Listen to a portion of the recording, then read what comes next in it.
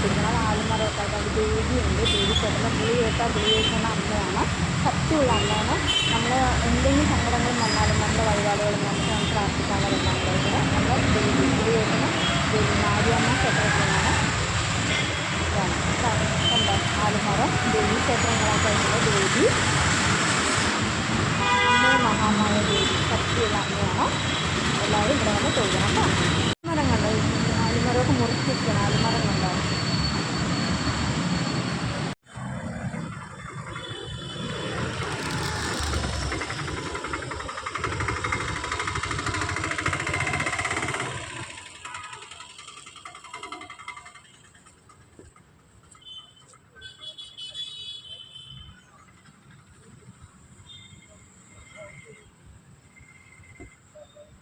യിൽ ദേവീക്ഷേത്രം മാരിയമ്മ കോവിലാണ്. അമ്മയുടെ മാരിയമ്മയാണ്. ഈ ആലുമരമാണ്. അതേപോലെ കുഞ്ഞുവാവയുടെ തൊട്ടികളൊക്കെ ആയിട്ടുള്ളുണ്ട്. പിന്നെ കണ്ടോ പല ദൈവങ്ങളുമായിട്ടുണ്ട്. ഗണപതി അങ്ങനെ എല്ലാവരും ആയിട്ടുള്ളത്. നമ്മൾ ചുണ്ണാമ്പത്തറ അമ്പലത്തിൽ വെച്ചിട്ടാണ് അമ്മയെ കാളി, അമ്മയെ മഹാമായ കാളി.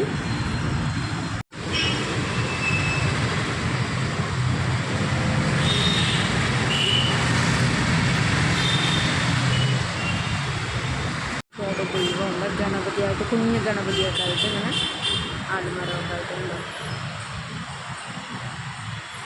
വിളി കേൾക്കുന്ന അമ്മയാണ്. എന്ത് പറഞ്ഞാലും നമ്മൾ സങ്കടങ്ങളൊക്കെ ആയിട്ട് പൂജിക്കരുത്. നല്ലവരെ വിളി കേൾക്കുന്ന അമ്മയാണ്. ശക്തിയുള്ള അമ്മയാണ് കണ്ടോ. ശക്തിയുള്ള അമ്മയാണ് മഹാമായ അമ്മ വിളി കേട്ടാൽ വിളിക്കുന്ന അമ്മയാണ്.